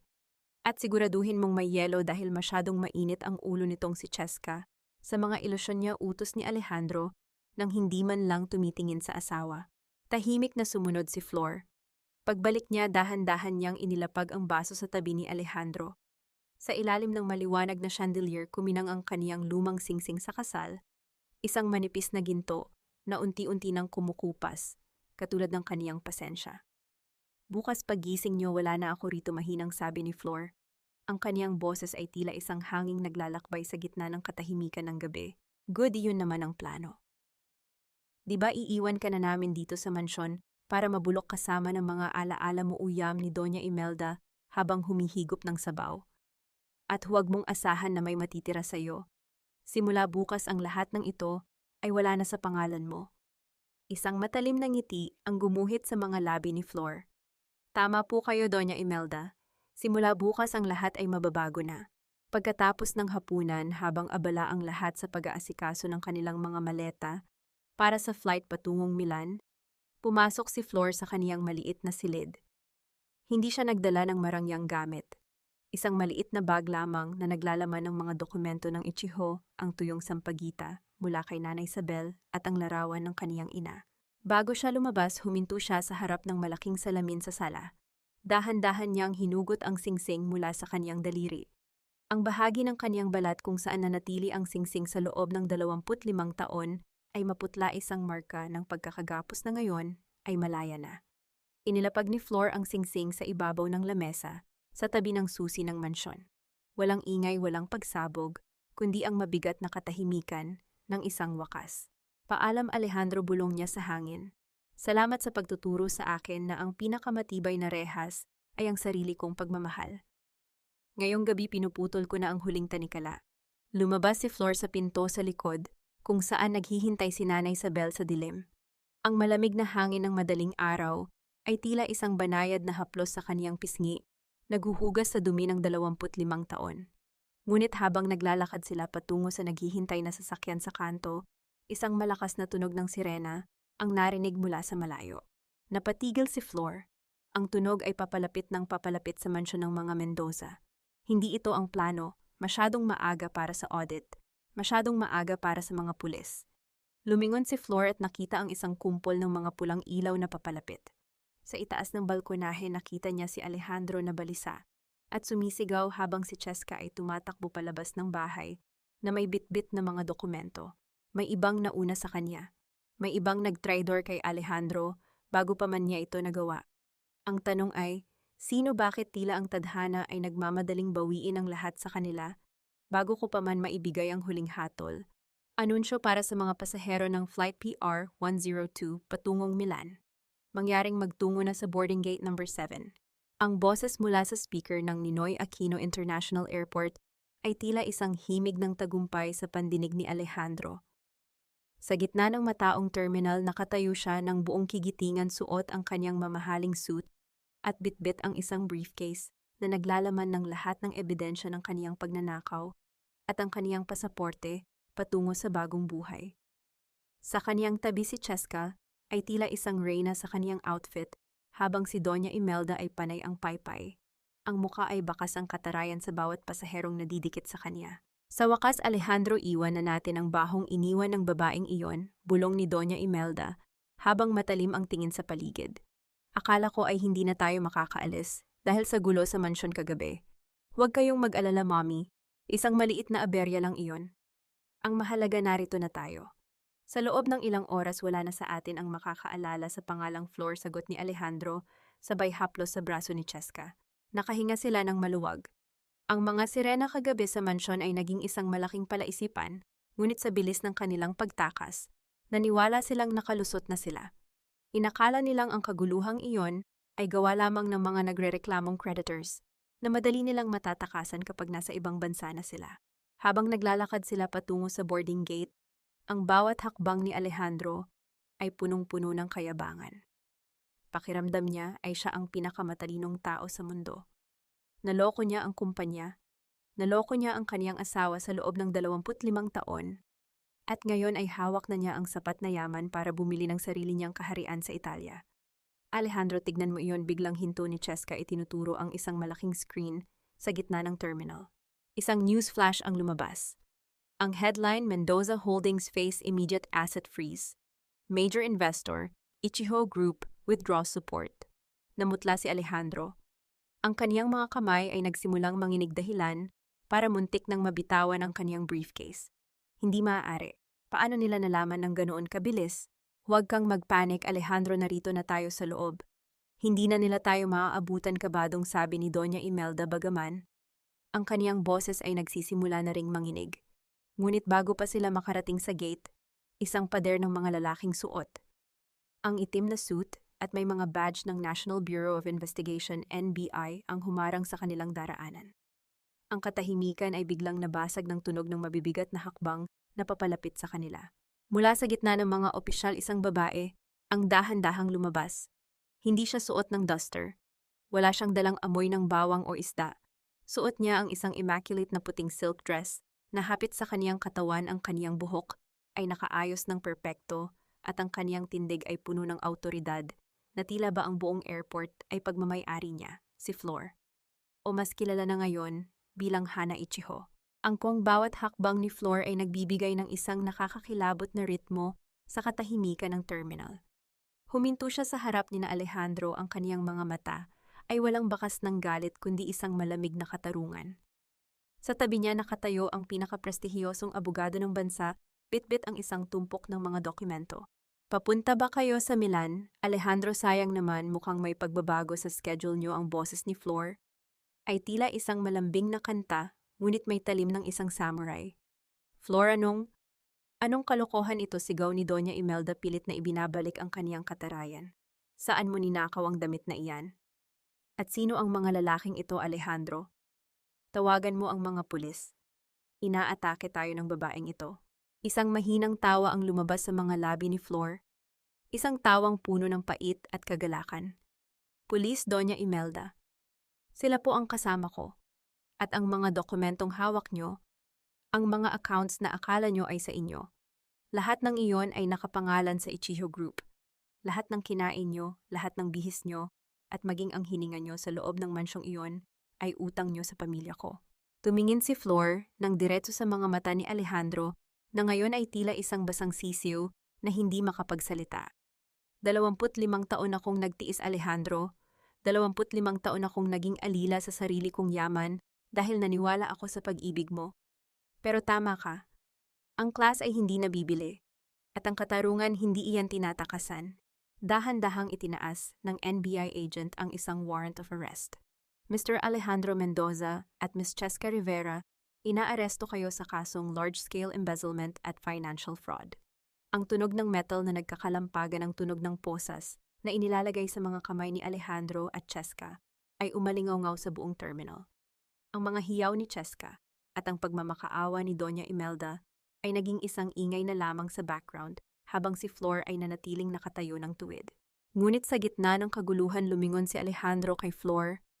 Ang kaniyang mga mata ay puno ng desperasyon. Flor, parang awa mo na. Pag-usapan natin ito. Mahal kita, nagkamali lang ako. Isang huling ngiti ang ibinigay ni Flor. Lumapit siya ng bahagya at bumulong sa tenga ni Alejandro sapat na para marinig lamang ng lalaki. Ang huling nilaga na niluto ko para sa iyo, iyon na ang huling pagkakataon na malasahan mo ang kalayaan. Mula ngayon, ang tanging matitikman mo ay ang pait ng iyong sariling kataksilan. Habang hinihila palayo ang mga Mendoza, tiningnan ni Flor ang malawak na langit sa labas ng malaking bintana ng airport. Ang sikat ng araw ay tila isang haplos ng paglaya sa kaniyang mukha. Ngunit bago pa siya makahakbang paalis, isang lalaki, mula sa kaniyang nakaraan, isang taong hindi niya inaasahang makikita muli, ang tumawag sa kaniyang pangalan mula sa malayo. Hana. Napatigil ang tibok ng puso ni Flor. Isang boses na kay tagal na niyang ibinaon, isang boses na nagpapaalala sa kanya na ang kaniyang paghihiganti ay simula pa lamang ng isang mas malalim na kwento. Hana, pagkatapos ng 25 taon, sa wakas nahanap din kita. Ang boses na iyon ay tila isang malakas na agos ng tubig na bumura sa lahat ng ingay sa loob ng airport terminal. Ang mga hiyaw ni Doña Imelda, ang pagmamakaawa ni Alejandro, at ang tunog ng mga posas na nagkakalampagan ay tila naging malabong echo na lamang sa background. Dahan-dahang lumingon si Flor, hindi si Hana. Ang kaniyang puso ay tila isang ibon na pilit kumakawala sa kaniyang dibdib, isang pamilyar na kaba na akala niya ay ibinaon na niya kasabay ng kaniyang kabataan. Nakatayo sa kaniyang harap ang isang lalaking may uban na ang buhok ngunit nanatiling matikas ang tindig. Suot nito ang isang kulay abong Amerikana at ang kaniyang mga mata ay punong-puno ng isang uri ng sakit at pangungulila na tanging ang panahon lamang ang makakapag-ukit. Siya si Rafael, ang lalaking tinalikuran ni Hana noong siya ay 21 taong gulang pa lamang, ang lalaking tunay na nagmahal sa kanya bago pa siya naging isang anino sa buhay ng mga Mendoza. Naramdaman ni Hana ang biglang panginginig ng kaniyang mga tuhod. Ang kaniyang kamay na kanina lang ay matatag na humahawak sa mga dokumento ng katarungan ay dahan-dahang bumagsak sa kaniyang gilid. Ang hangin sa loob ng terminal ay tila naging masyadong manipis para sa kaniyang paghinga. Sa isang iglap, hindi na siya ang makapangyarihang tagapagmana ng Ichijo. Siya muli ang batang babaeng tumakas mula sa kaniyang tadhana dahil sa isang lihim na kay tagal niyang iningatan. Rafael? Ang tanging salitang lumabas sa kaniyang mga labi, isang bulong na tila pagpapatunay na ang nakaraan ay hindi kailanman namamatay, nagtatago lamang ito sa dilim.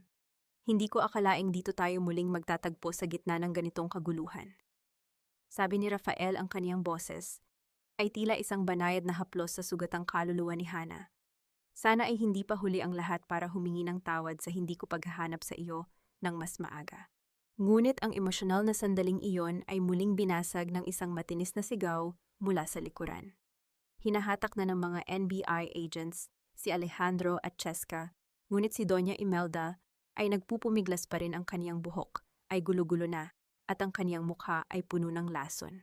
Flor, huwag kang tatalikod sa akin, bulyaw ng matanda, habang pilit na inaabot ang laylayan ng damit ni Hana. Hindi mo ba naisip ang lahat ng ginawa namin para sa iyo? Isang tawag lang, Flor, bawiin mo ang kasong ito. Ang utang na loob mo sa pamilya Mendoza ay hindi mababayaran ng kahit anong yaman. Dahan-dahang humarap si Hana sa kaniyang biyenan. Ang kaniyang mukha ay tila isang malamig na marmol. Lumapit siya ng bahagya sapat na para maramdaman ng matanda ang kaniyang presensya na puno ng awtoridad. Ang utang na loob na sinasabi niyo, Doña Imelda, ay matagal ko nang binayaran ng bawat patak ng aking pawis, bawat luhang tinago ko sa kusina, at bawat gabing pinagsilbihan ko ang anak niyo habang siya ay nasa bisig ng iba. Ang boses ni Hana ay matalim at walang panginginig. Ang mansyong tinitirhan niyo, bukas na bukas din ang mga gamit niyo ay ilalabas na sa kalsada. Ang kumpanyang akala niyo ay sa inyo, ngayon ay isa na lamang itong alaala ng inyong kasakiman. Wala kang puso. Inahas mo ang aming buhay, hiyaw ni Cheska, habang pilit ding kumakawala sa posas. Hindi ako ang ahas, Cheska. Ako ang may-ari ng gubat na kinalalagyan niyo, sagot ni Hana bago tuluyang tumalikod. Habang hinihila palayo ang mga Mendoza ang terminal, ay dahan-dahang bumalik sa kaniyang normal na ingay. Ngunit para kay Hana ang katahimikan ay nagsisimula pa lamang. Tumingin siya kay Rafael, ang lalaking naging bahagi ng kaniyang mga panaginip sa loob ng 25 taon. Bakit ka narito, Rafael? Tanong ni Hana, ang kaniyang boses ay puno ng pagod. Narito ako dahil ang iyong ama bago siya pumanaw ay ipinagkatiwala sa akin, ang isang lihim malungkot na sagot ni Rafael. Kinuha niya ang isang maliit na locket mula sa kaniyang bulsa, isang locket na may ukit ng sakura. Hana, ang batang iniwan mo, ang anak na akala mo ay nawala na, buhay siya. Napatigil ang mundo ni Hana. Ang locket na hawak ni Rafael ay tila naging isang nagniningas na uling na tumama sa kaniyang kaluluwa. Ang lihim na kaniyang ibinaon ang dahilan kung bakit siya pumayag na magpakasal kay Alejandro para lamang itago ang kaniyang kahihiyan, at sakit ay muling bumulaga sa kaniya. Anong sabi mo? Nanginginig na tanong ni Hana, ang kaniyang paningin ay nagsimulang lumabo dahil sa nagbabadyang mga luha. Hinahanap ka rin niya, Hana, at sa loob ng 25 taon Nanatili siyang malapit sa iyo. Mas malapit kaysa sa inaakala mo. Isang matinding kilabot ang gumapang sa buong pagkatao ni Hana. Kung buhay ang kanyang anak, nasaan ito, at sino ang taong naging saksi sa kanyang pagdurusa sa loob ng mansyon ng mga Mendoza nang hindi niya nalalaman. Ang cliffhanger na ito ay tila isang malalim na bangin na naghihintay kay Hana. Ang tagumpay niya laban kay Alejandro ay tila naging walang halaga kumpara sa revelasyong ito. Habang ang araw ay sumisikat sa labas ng airport, na-realize ni Hana na ang kanyang laban para sa katarungan ay tapos na. Ngunit ang kanyang laban para sa kanyang puso ay nagsisimula pa lamang. Buhay ang anak ko, Rafael, huwag mo akong biruin. Huwag sa ganitong pagkakataon. Ang boses ni Hana ay tila isang marupok na kristal na anumang oras ay maaaring mabasag sa gitna ng mataong airport terminal. Ang kaniyang mga daliri ay mariing nakakapit sa braso ni Rafael, ang kaniyang mga kuko ay tila ibinabaon sa tela ng Amerikanang lalaki, habang pilit na naghahanap ng isang matibay na pundasyon sa gitna ng mundong muling gumuho. Ang katarungang kakamit pa lamang niya laban kay Alejandro ay biglang nagmukhang isang maliit na alikabok kumpara sa dambuhalang katotohanang ito. Dahan-dahang inalalayan ni Rafael si Hana paupo sa isang bench malayo sa mga usisero. Ang bawat paghinga ni Hana ay mabigat, tila may isang malaking bara sa kaniyang lalamunan na ayaw lumabas. Ang kaniyang mga mata na kanina ay nagniningning sa awtoridad ngayon ay puno ng isang uri ng takot na tanging ang isang ina lamang ang makakaunawa. Ang iyong ama. Ginawa niya iyon para protektahan ka, Hana, mahinahong paliwanag ni Rafael.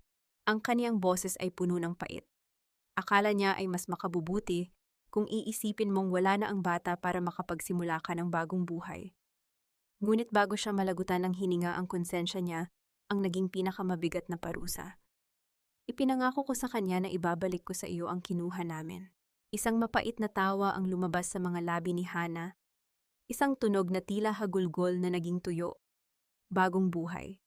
Binigyan niya ako ng bagong buhay sa impyerno ng mga Mendoza, Rafael.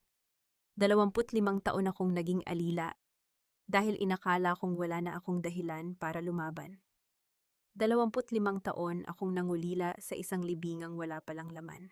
Nanginginig ang buong katawan ni Hana habang inaalala ang gabing iyon, ang lamig ng klinika, ang tunog ng ulan sa labas, at ang boses ng nurse na nagsabing hindi na humihinga ang kaniyang sanggol.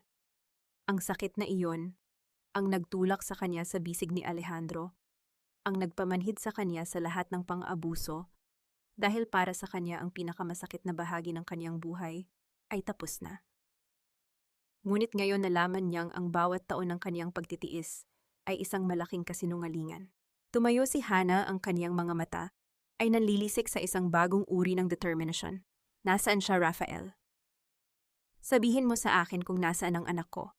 Hindi ko pa maaring sabihin ang lahat, Hana. Kailangan mong mag-ingat. Ang mga taong nag-alaga sa kanya, sila ay may malalim na connection sa mga Mendoza, babala ni Rafael. Ngunit ito ang tandaan mo, ang bata ay hindi kailanman lumayo sa iyo. Palagi siyang nakabantay sa bawat galaw mo.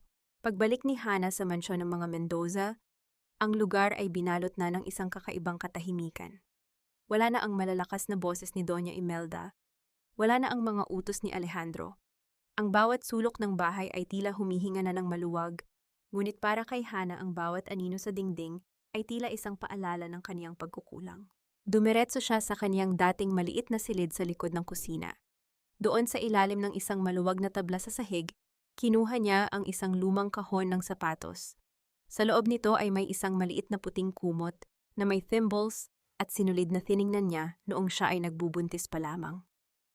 Dahan-dahan niyang inilapit ang tela sa kaniyang mukha, pilit na hinahanap ang amoy ng isang sanggol na hindi niya kailanman nayakap. Isang matinding hikbi ang sa wakas ay kumawala sa kaniyang dibdib. Ang tunog ng kaniyang pag-iyak ay umalingaw-ngaw sa walang lamang kusina, isang malungkot na himig ng isang inang naghahanap sa kaniyang nawawalang piraso. Sa gitna ng kaniyang pag-iyak, narinig niya ang mahinang tunog ng isang sasakyang huminto sa labas ng gate. Sinundan ito ng tunog ng mabibigat na hakbang sa semento at ang marahang pagkatok sa pintuan ng mansyon. Ang bawat katok ay tila isang pintig ng kaba sa dibdib ni Hana. Pinahid ni Hana ang kaniyang mga luha at dahan-dahang lumakad patungo sa pintuan. Sa kaniyang isipan, ang mga salita ni Rafael ay paulit-ulit na bumabalik. Mas malapit kaysa sa inaakala mo. Pagbukas niya ng pinto ang liwanag ng buwan, ay tumama sa mukha ng taong nakatayo sa labas. Ito ay isang babaeng may matatag na tindig suot, ang isang unipormeng pamilyar kay Hana, ang uniporme ng mga taong tumulong sa kanya sa kumpanya. Ngunit ang nakakuha ng atensyon ni Hana ay ang kwintas na nakasabit sa leeg nito.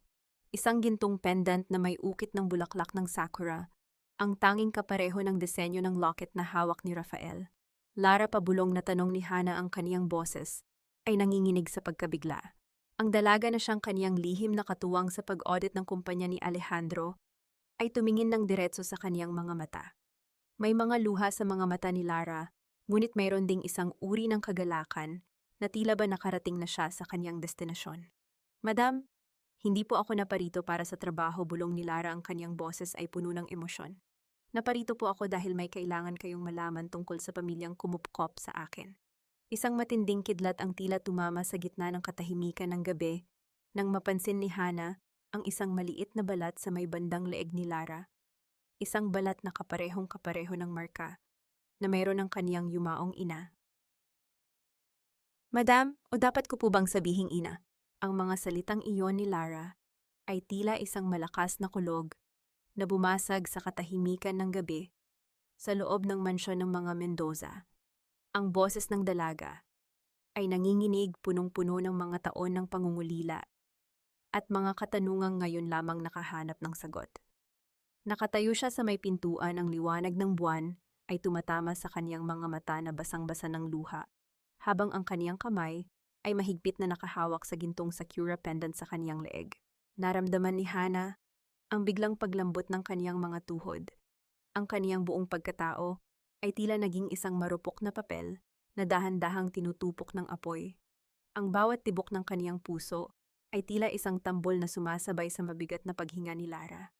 Dahan-dahang itinaas ni Hana ang kaniyang kamay, ang kaniyang mga daliri ay nanginginig habang pilit na inaabot ang pisngi ng dalaga. Ang pisnging kay tagal niyang hinaplos sa kaniyang mga panaginip. Lara, ikaw paanong? Ang tanging na isambit ni Hana bago tuluyang gumuho ang kaniyang boses sa isang hikpi. Ang pamilyang kumupkop sa akin. Sila ay mga dating tauhan ng iyong ama. Inapaliwanag ni Lara, ang kaniyang boses ay tila isang banayad na agos ng tubig sa gitna ng tuyong lupa. Sinabihan sila ni Doña Imelda na pumanaw ka na sa panganganak para makuha nila ako at gawing panigurado laban sa iyo. Pinag-aral nila ako, binigyan ng trabaho sa kumpanya ni Alejandro. Lahat ng iyon ay para maging espiya nila sa loob ng Ichijo Group kung sakaling bumalik ka. Isang matinding kilabot ang gumapang sa likuran ni Hana. Ang kasamaan ni Doña Imelda ay walang hanggan. Hindi lamang siya ginawang alila sa loob ng 25 taon. Ginamit din ng matanda ang sarili niyang anak para masiguro ang kaniyang pananahimik. Ang bawat sandali na kasama ni Hana si Lara sa kumpanya, ang bawat utos niya, ang bawat pagtataray ni Alejandro sa dalaga, ay bahagi ng isang malupit na laro kung saan ang premyo ay ang kaniyang sariling dugo. Dahan-dahang lumapit si Hana at niyakap ng mahigpit si Lara. Ang init ng katawan ng kaniyang anak ay tila isang lunas sa 25 taon ng kaniyang panlalamig. Ang bawat hikbi nila ay tila naghuhugas sa lahat ng dumi at sakit na iniwan ng mga Mendoza. Ito ang golden moment na kay tagal niyang ipinagdasal, ang sandaling ang amoy ng bawang at pawis ay napalitan ng amoy ng tunay na pag-ibig at katarungan. Patawarin mo ako, anak! Patawarin mo ako dahil hindi kita nahanap ng mas maaga, bulong ni Hana sa gitna ng kaniyang pag-iyak. Wala kayong kasalanan, ina. Ang mahalaga ay narito na tayo. At ang mga Mendoza. Ngayon nila mararanasan ang tunay na bagsik ng isang inang inagawan ng kaniyang buhay. Matapang na sagot ni Lara habang pinapahid ang luha ng kaniyang ina. Ngunit sa gitna ng kanilang pagyayakapan, ang katahimikan ng mansyon ay muling binasag ng isang kakaibang tunog. Mula sa itaas na palapag ang tunog ng pagkaladkad ng isang mabigat na bagay at ang mahinang boses ng isang tao na tila nagmamakaawa. Napatigil ang dalawa, nagkatinginan sila ng may halong kaba. Sino pa ang narito, pabulong na tanong ni Hana. Dapat ay wala na ang lahat, madam. Inasagot ni Lara. Dahan-dahan silang umakyat sa hagdanan, ang bawat hakbang nila sa kahoy na sahig ay nagbibigay ng isang nakakakilabot na ritmo sa katahimikan. Nang makarating sila sa tapat ng silid ni Doña Imelda, Nakita nilang bukas ang pinto ng bahagya. Sa loob ng silid nakita nila si Nanay Isabel na nakatayo sa harap ng isang nakabukas na vault sa dingding. Ngunit hindi ito ang Nanay Isabel na nakilala ni Hana bilang isang mahinhin at matanda na katulong. Ang kaniyang mga mata ay nanlilisik at ang kaniyang mga kilos ay mabilis at puno ng galit. Hawak niya ang isang tumpok ng mga alahas at pera na mukhang itinago ni Imelda bago ito maaresto. Nay Isabel, anong ginagawa niyo rito? Gulat na tanong ni Hana. Lumingon ang matanda, ang kaniyang mukha ay tila naging isang maskara ng puot.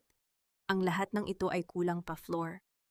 Ang lahat ng ito ay hindi kayang bayaran ang buhay ng kapatid ko na pinatay ng pamilya Mendoza para lamang makuha ang lupang ito. Isang panibagong revelasyon ang bumulaga kay Hana. Ang katotohanan sa likod ng mansyong ito ay mas madilim pa kaysa sa kaniyang inaakala. Ang bawat pader ng bahay na ito ay nakatayo sa ibabaw ng mga lihim at dugo ng mga taong kinalimutan na ng panahon. Naibitawan niyo na iyan. Tapos na ang laban, pakiusap ni Hana.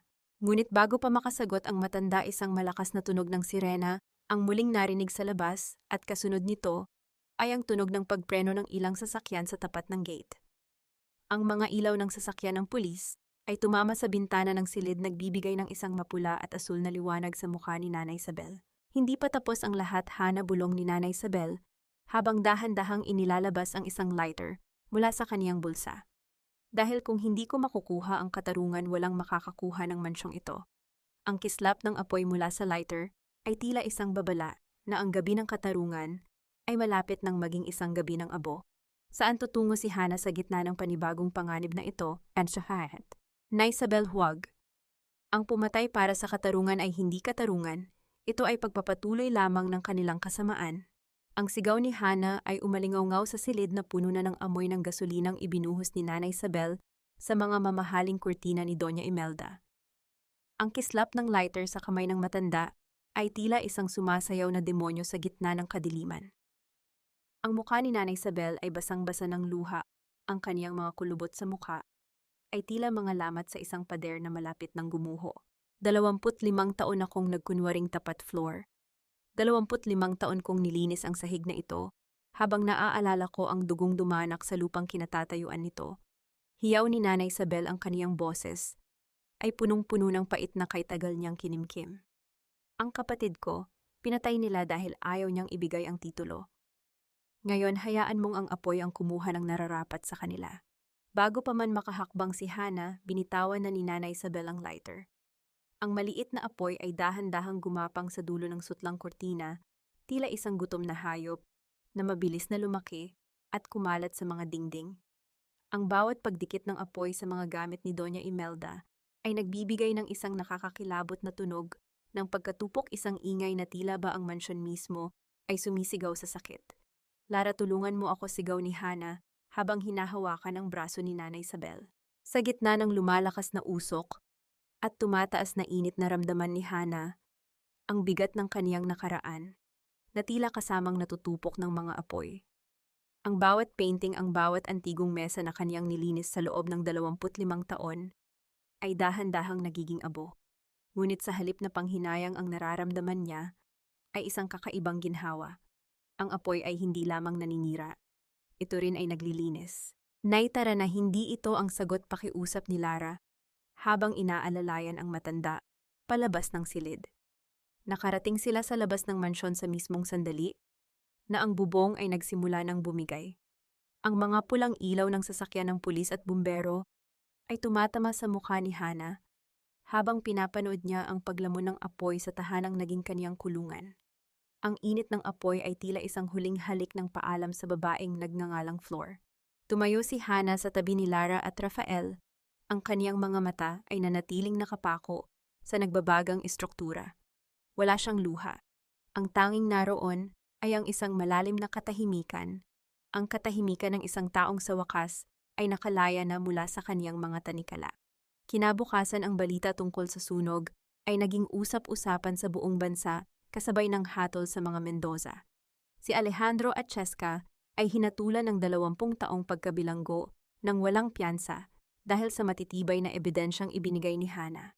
Si Doña Imelda naman, dahil sa kaniyang edad at sa pagkawala ng kaniyang katinuan, matapos makita ang kaniyang mansyon na naging abo ay dinala sa isang pasilidad para sa mga may karamdaman sa isip isang buhay na mas masakit pa sa kulungan dahil wala na siyang kayamanan at kapangyarihang may pagmamalaki. Sa loob ng isang pribadong sasakyan, dahan-dahang tiningnan ni Hana ang kaniyang mga kamay. Wala na ang amoy ng bawang, wala na ang kaliskis ng isda. Ang tanging naroon ay ang kaniyang tunay na balat, maputi, malinis at malaya. Inahanda na po ba kayo, tanong ni Lara habang hinahawakan ang kamay ng kaniyang ina. Handa na ako, anak, sagot ni Hana. Isang tunay na ngiti ang sumilay sa kaniyang mga labi. Pupunta tayo sa Batangas. Doon sisimulan natin ang isang buhay na hindi na kailangang magtago sa anino ng sinuman. Habang ang sasakyan ay dahan-dahang lumalayo sa lungsod, ang huling imahe ng mansyon sa kaniyang isipan ay hindi ang apoy kundi ang isang puting bulaklak ng sampagita na lumulutang sa gitna ng abo, isang simbolo na kahit sa gitna ng pinakamadilim na trahedya, ang kadalisayan ng puso ay palaging makakahanap ng paraan para muling mamukadkad. Ang ginto ng papalubog na araw ay dahan-dahang humahalik sa ibabaw ng asul na dagat ng Batangas, nagbibigay ng isang maringal na liwanag sa dalampasigan, kung saan nakatayo ang isang puting bahay na gawa sa bato at kahoy. Ang banayad na hampas ng mga alon sa pampang at ang malambot na ihip ng hangin ay tila isang oyayi na nagpapatulog sa lahat ng mga sakit ng nakaraan.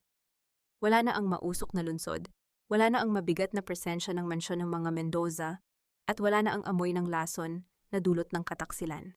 Dahan-dahang lumakad si Hana patungo sa may beranda, hawak ang isang baso ng sariwang juice.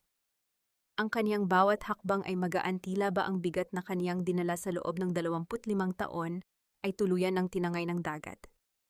Suot niya ang isang maluwag na linen dress, ang kaniyang buhok ay malayang sumasayaw sa hangin, at ang kaniyang mukha ay wala ng bakas ng pagod o takot. Sa gilid ng bahay maririnig ang masayang tawanan ni Lara at Nanay Isabel habang nagdidilig ng mga bagong usbong na halaman. Ang bahay Ichiho na itinayo ni Hana ay hindi lamang naging isang tahanan para sa kanya. Naging isa rin itong kanlungan para sa mga kababaihang nakaranas ng pang-aabuso at kawalang katarungan sa loob ng kanilang sariling tahanan. Dito ang bawat sugat ay ginagamot at ang bawat boses na pinatahimik ay muling binibigyan ng lakas.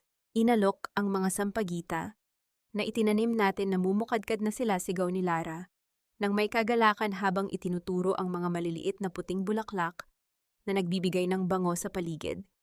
Ngumiti si Hana, isang ngiting punong-puno ng kapayapaan. Parang tayo lang, Lara. Kailangan muna nating dumaan sa matinding init ng araw bago tayo tuluyang mamulaklak ng ganito kaganda. Lumapit si Rafael sa kaniyang tabi, dahan-dahang inilapag ang kaniyang kamay sa balikat ni Hana. Isang tahimik na pagsuporta na hindi na nangangailangan ng maraming salita. Nahanap mo na ba ang hinahanap mo, Hana? Mahinang tanong ni Rafael. Higit pa sa hinahanap ko ang ibinigay sa akin, Rafael, sagot ni Hana habang nakatingin sa malayo. Akala ko noong una ang katarungan ay nasa pagpapakulong lamang kay Alejandro at Doña Imelda. Pero na-realize ko ang tunay na katarungan ay ang pagkakaroon ng kapayapaan sa sarili kong puso. Ang mapatawad ang aking sarili sa pananatili ko sa dilim ng ganoon katagal. Iyon ang pinakamalaking tagumpay ko. Hindi na naramdaman ni Hana ang galit nang mabalitaan niyang si Alejandro ay nabubulok na sa loob ng rehas.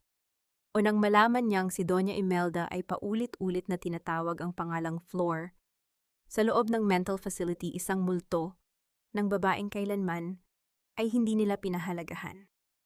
Ang mga Mendoza ay bahagi na lamang ng isang malabong panaginip na dahan-dahang naglalaho sa pagising ng umaga. Kinuha ni Hana ang kaniyang sakura pendant at tinitigan ito sa ilalim ng huling sinag ng araw. Ang bawat ukit nito ay tila nagpapaalala sa kanya na ang kaniyang dugo ay hindi kailanman nadungisan ng kanilang mga pang-aalipusta. Siya ay si Hana Ichiho, isang inang nagmahal, isang anak na nagtanggol sa dangal at isang babaeng muling bumuo sa kaniyang sarili mula sa abo ng kaniyang nakaraan. Sa huling sandali ng dapit hapon, tumingin si Hana ng diretso sa abot tanaw. Ang kaniyang boses ay narinig hindi bilang isang pagsusumamo, kundi bilang isang deklarasyon ng kalayaan. Ang bawat babae ay may kwentong itinago sa kusina, may luhang hinalo sa bawat ulam, at may pangarap na ibinaon sa ilalim ng tungkulin. Pero tandaan nyo, ang dila ng apoy ay hindi lamang nanunog. Ito rin ang nagbibigay ng liwanag para sa isang bagong simula. Huwag kayong matakot na iwanan ng dilim dahil sa bawat paglubog ng araw, may darating na bukas na kayo na ang nagmamay-ari. Isang mahabang hininga ang pinakawalan ni Hana kasabay ng tuluyang paglubog ng araw. Ang katahimikan sa paligid ay hindi na nakakatakot. Ito ay puno ng musika ng kaniyang bagong buhay. Ang huling sikat ng araw sa dalampasigan ng Batangas ay nag-iwan ng isang pangakong hindi na muling mababalot ng dilim, ang buhay ni Hana. Ang katahimikang kaniyang yakap ngayon ay hindi na ang katahimikan ng takot, kundi ang kapayapaan ng isang pusong sa wakas ay nakauwi na sa kaniyang tunay na tahanan. Mga mahal kong tagapakinig, maraming salamat sa inyong pananatili sa mahabang paglalakbay na ito hanggang sa ating huling hantungan.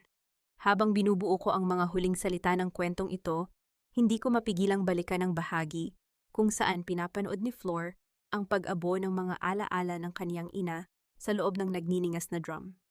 Tila nadama ko rin ang init ng apoy at ang hapdi sa kaniyang kaluluwa, ang sandaling ang kaniyang pagtitiis ay naging matalim na determinasyon. Ang kwentong ito ay hinubog mula sa mga hibla ng katotohanang madalas nating makita sa paligid, ang mga sakripisyong hindi nakikita at ang mga bayaning nananatiling nakakulong sa loob ng sarili nilang kusina. Ang mga bakas ng bawang at lansa ng isda sa inyong mga kamay ay hindi kailanman naging tanda ng inyong pagiging hamak. Ang mga ito ay ang mga tina na nagpapatunay na kayo ang nagkulay sa buhay ng inyong pamilya, kahit pa ang mga kamay na ito ay hindi pinahalagahan ng mga taong pinagsilbihan nyo. Sa inyong palagay, naging sapat ba ang katarungang nakamit ni Hana laban sa mga Mendoza? Kung kayo ang nasa kaniyang kalagayan, magagawa nyo rin bang lumingon sa nakaraan nang may ngiti o mananatili ang pait ng kataksilan sa inyong puso? Saan nyo po ba pinapakinggan ang ating kwento ngayon? Siguro ay kasalukuyan kayong nagluluto para sa inyong mga mahal sa buhay, nagpapahinga matapos ang isang mahabang araw ng trabaho, o marahil ay simpleng ninanamnam ang bawat salita sa gitna ng inyong gawaing bahay. Ibahagi niyo po ang inyong mga saloobin sa ating comment section. Dito po sa ating munting tahanan, ang inyong mga kwento ay laging may puwang at pakikinggan. Huwag niyo rin pong kalimutang i-like at i-share ang ating audio para mas marami pang kababaihan ang makadama na hindi sila nag-iisa sa kanilang mga laban. Manatili sana kayong matatag at puno ng pag-asa. Hanggang sa susunod nating pagkakataon, mga mahal kong tagapakinig. Pamagat ng kwento Paglayan ng Puso ang lihim ni Hana Ichiho Paunawa. Ang lahat ng mga karakter at sitwasyon sa kwentong ito ay katang-isip lamang na nilikha para sa layuning libangan at para magbigay ng positibong mensahe sa ating mga tagapakinig.